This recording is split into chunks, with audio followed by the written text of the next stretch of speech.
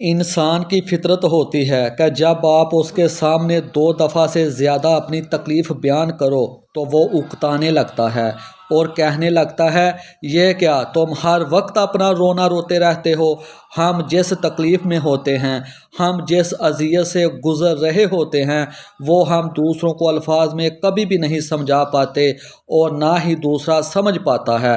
جب آپ کو جسمانی چوٹ لگتی ہے تو دوسرے اسے دیکھ تو سکتے ہیں پر محسوس نہیں کر سکتے، پھر چاہے چیخ چیخ کر ہی آپ دوسروں کو تکلیف کیوں نہ بتائیں۔ اسی طرح جب آپ کی روح کو چوٹ پہنچتی ہے تو دوسرا آپ کی تکلیف کبھی نہیں سمجھ پاتا